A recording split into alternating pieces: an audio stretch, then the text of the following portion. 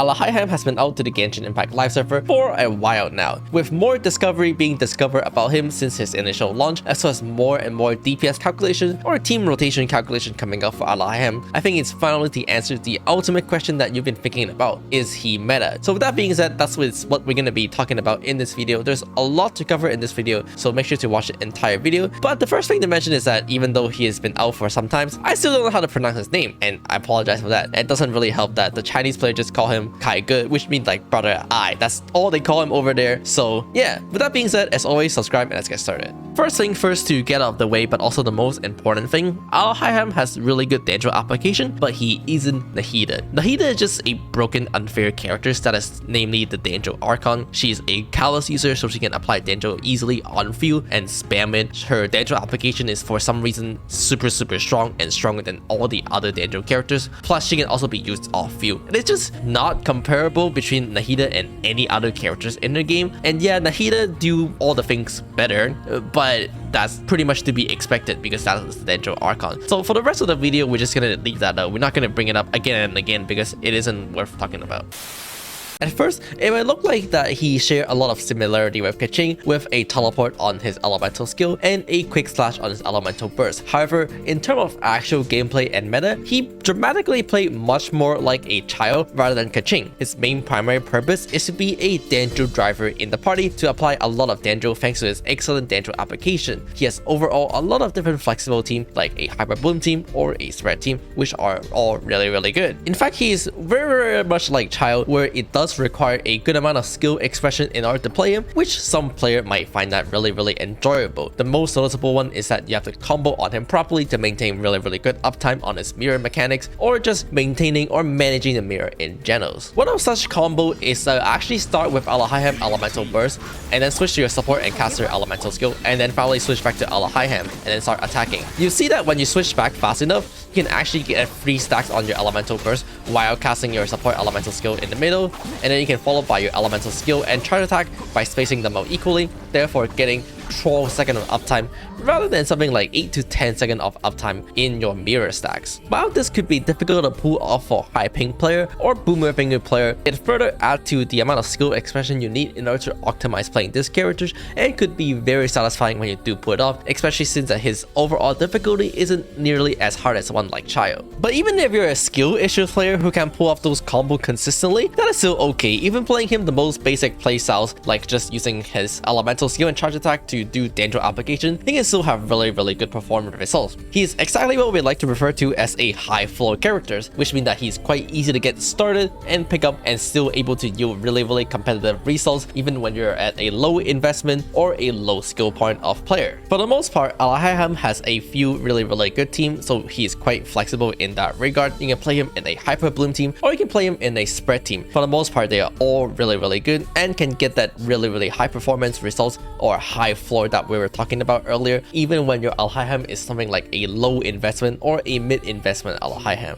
What this all really mean is that for most players in Genshin Impact, it is really easy to see the return value on Alhaitham no matter how you're playing him, simply because his floor is so high that it's just easy to get performance no matter how or what team you put him into. An example would be while one of his stronger team would be something like Alhaitham followed by Double Hydro Hyper Bloom. This team does use 2 different 5-star in addition to Alhaitham, which is another 5-star character. But you'll find that for many players, it is easy to replace some of these 5-star characters and still yield very good performance, such as replacing this Raiden Shogun here with Kuki Shinobu as your Electro Applicator, and then replacing this Yelan with something like Visuals, for example. But your Alhaitham can actually get no spread at all in this team, which results in dramatic loss of damages, and you also don't really need his Dangerous application anymore because you have Nahida. So as a result, he kind of just actually do nothing in this team. The same kind of go for a Spread team, and as it turned out, it is actually not character lock either. Namely, it is not Nahida lock, or Nahida is not required in order for you to get a good performance in a Spread team. You see, as it turned out, Nahida is actually rather replaceable in this party, unlike most first impression out there, including mine, where it felt like Nahida was required to play a Spread Alhaitham because he has a rather high energy recharge, which by the way is still true, but let me slowly talk about it. Because as it turned out, you can actually replace Nahida with other Dangerous characters like Yao Yao or other Electro characters characters like Beidou or Yaimiko, and you still get the same or similar performance teammate output when it comes down to your overall team rotation. From damage calculation, we actually found out that Nahida damage contribution is not higher than some of the other available characters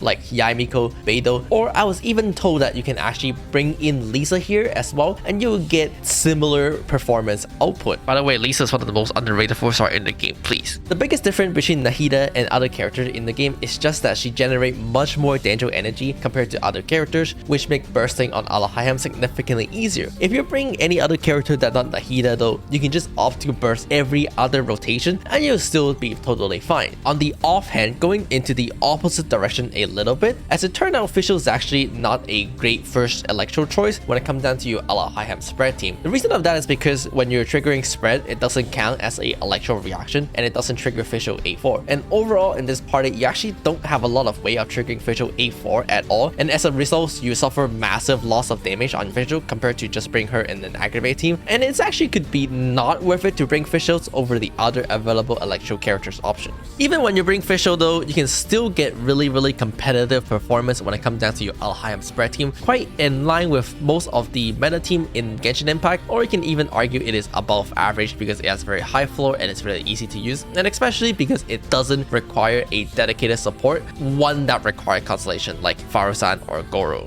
And at this point, I want to address one of the most important things I have to talk about in this video. A high floor doesn't directly translate to a high ceiling, and I think that could often mislead people thinking Alhaitham is much better than he really is, or thinking he's borderline broken or anything like that. There are many good points about Alhaitham. He is easy to get into, he's fun to play with skill expression builds on top, he has a high floor again, which means that he works really well even at low investment, and his overall team is easy to draft and he's flexible. All of those combined make him a really good character, but does potentially mislead people thinking that he's something much greater, because when you do put in investment into other characters, they could get competitive with Alhaitham, and overall Alhaitham's ceiling performance is not necessarily much higher than other characters, if any at all. What I'm trying to say is that while Alhaitham is a good character, he isn't necessarily a broken character. It is just easy to get good results on him, but doesn't mean it is also easy to get exceptional broken results on him. Similarly, while you can get started on Ito and it'll be very hard to get Ito, if you do invest into your Ito, getting yourself a C6 Goro, maybe building your entire team up with good artifact, you can actually do really good damage. It is just significantly harder to get to that point compared to Alhaitham, depending on what team you're running.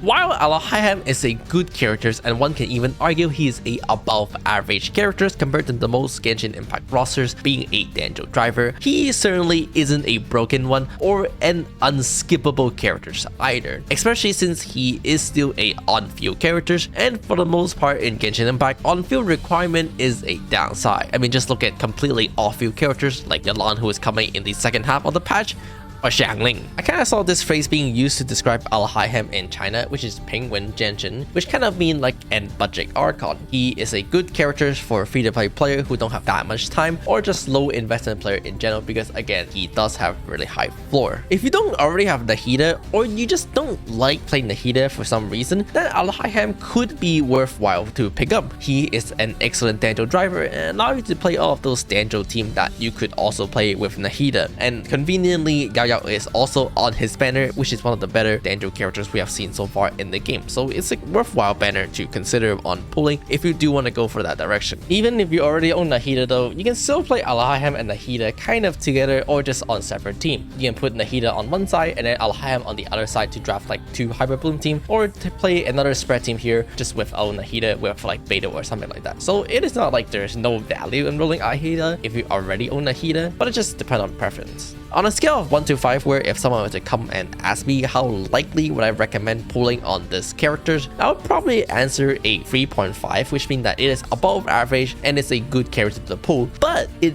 isn't a broken or even unskippable character that you have to have. But yeah, that's kind of where Alhaitham kind of stand on the meta perspective in the Genshin Impact meta right now. He's quite good, just not broken. and that's really just it. For more detail on how exactly to play Alhaitham, if you do decide to pick him up, I recommend checking out some of the other creator Alhaitham guide, or you can even check out the Kaching main guide where they contain a lot of detail about his combo or build. Those will probably be in the description somewhere. And with that being said, thanks for watching this video. As always, don't forget to like, comment, and subscribe, and I'll see you all next time.